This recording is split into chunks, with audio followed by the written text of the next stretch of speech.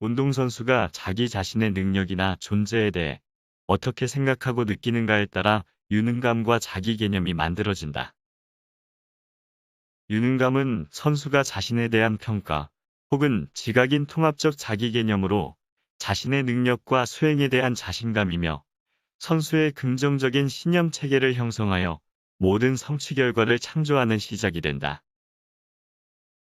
에드워드 대시와 리차드 라이언이 1970년대에 제시한 자기결정 이론은 인간의 가장 기본적인 욕구는 자율성이며 외적 동기보다는 스스로 결정한 자발적 선택이 더 큰 힘을 발휘한다는 이론이다.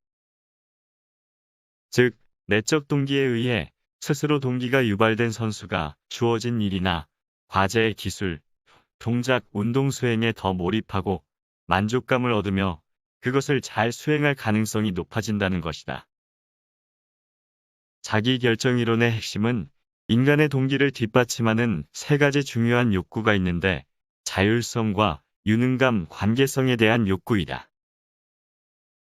자기결정이론이 전해주고자 하는 가장 중요한 메시지는 심리적 유능감의 목표를 부여할 때 욕구도 제대로 파악해야 한다는 것이다. 만약 선수의 욕구를 제대로 파악하지 못하게 된다면 선수의 목적지향적 행동이 감소하게 되고 운동 수행과 관련된 목표 성취와 심리적 발달과 같은 근본적인 주제가 흐려져 선수의 긍정적인 변화와 성장을 기대하기 어렵게 될 수도 있다. 에드워드 대시와 리처드 플레스트는 마음의 작동법, 무엇이 당신을 움직이는가에서 수많은 자기계발서가 외치는 것과는 달리 동기부여 기법이나 자율성 확보 기법 따위는 없다고 단언했다. 그들의 주장은 동기부여는 기법이 아니라 내면에서 생기는 것이며 자신을 스스로 책임지고 관리하겠다는 결심에서 동기가 부여된다고 주장한 것이다. 인간은 근본적으로 다른 사람의 지시나 통제에 저항하는 심리를 가지고 있기 때문에 자신의 운명에 대해서도 스스로 결정하고 싶어하는 속성을 가지고 있다. 그 이유는 다른 사람에게 통제받는 존재가 되었을 때 자기 결정 능력을 상실하게 되어 수동적으로 변하게 되고 유능감과 자존감이 떨어지기 때문이다. 자존감은 사회적 수용과 유능감이라는 두 가지 차원에 기반하고 있기 때문에 유능감이 자신감, 자존감, 동기부여, 사회적 관계 능력 등의 중요한 기반이 된다는 것을 알 수 있다.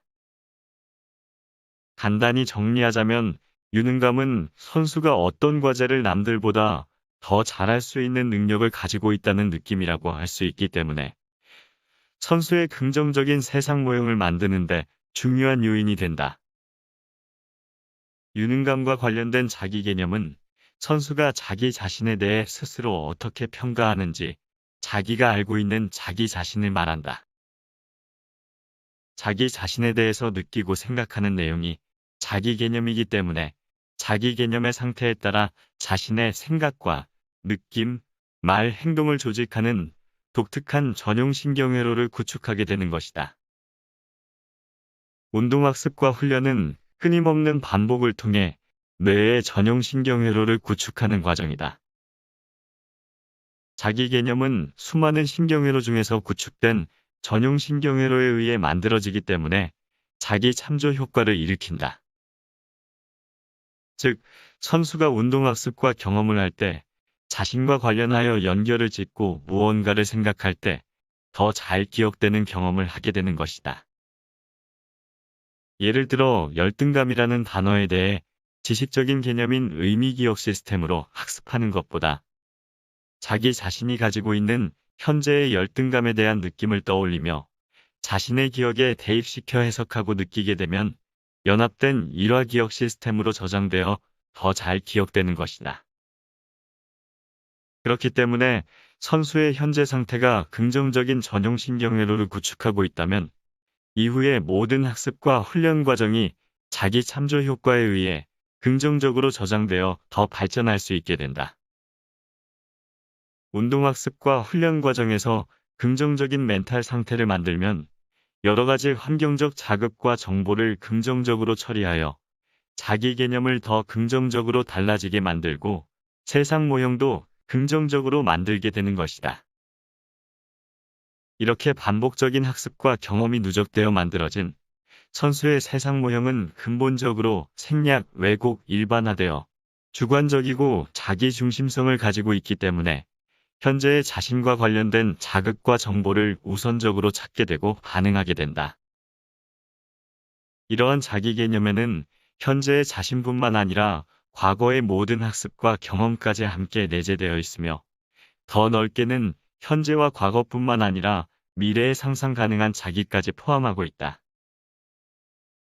이렇게 자기 개념에는 현재를 기반으로 과거와 미래까지 자기 안에 포함되어 있기 때문에 그 안에는 자신감과 자존감, 희망, 열정, 행복뿐만 아니라 부정적 정서, 두려움, 불안, 절망, 공포까지 포함하게 된다. 그래서 선수가 자기 자신에 대해 어떻게 평가하는가가 자기 자신의 경험을 결정짓고 미래의 운명까지도 창조하게 되는 것이다. 먼저 자기 개념이 긍정적인 선수들이 일반적으로 가지고 있는 공통적인 특징이 있다. 첫째, 자기 개념이 긍정적인 선수는 환경 변화에 잘 적응하는 유연성을 가지고 있기 때문에 더 많은 기회를 만나게 되고 성공 가능성도 높아지게 된다. 왜냐하면 긍정적인 세상 모형과 자기 개념에 부합하는 사람들과 환경적 자원들을 더 많이 만나기 때문이다. 둘째, 동료와 협동하거나 타인의 평가를 받아야 하는 중요한 경기 상황에서 과제 수행 능력이 탁월하다. 특히 단체 경기 종목의 경우 팀 동료들과의 라포나 협동, 긍정적인 피드백이 운동 수행 향상과 경기력을 높이는 중요한 요인이 된다. 셋째, 정서적으로 안정되어 있어 자신의 실력을 안정적으로 수행할 수 있으며 팀 동료들에게도 우호적으로 행동한다. 반대로 자기 개념이 부정적인 선수들이 일반적으로 가지고 있는 공통적인 특징이 있다. 첫째, 팀 동료 및 환경과의 신뢰가 약하기 때문에 사소한 일로 갈등을 겪게 되고 호기심과 실험정신이 부족해지기 쉬워 새로운 도전을 회피하기 쉽다. 자기 자신에 대한 믿음도 약하기 때문에 성공신념이 약화되고 팀 동료들과 코치와의 교류도 제한적이다. 이처럼 자신과의 라포가 약해지게 되면 외부적으로 팀 동료들과 코치와의 라포도 약해질 수밖에 없게 되는 것이다. 둘째, 중요한 과제나 새로운 도전에 대해 부정적인 예상을 하고 실패에 대한 두려움으로 도피와 회피적인 행동을 보이면 실패에 대한 책임을 주변으로 돌린다. 셋째, 정서적으로 불안정하고 자신의 감정 조절이 잘 안 되기 때문에 과도한 스트레스와 불안 등을 겪게 되면서 음주나 게임, 도박, 약물 중독에 노출될 위험성이 높아지게 된다.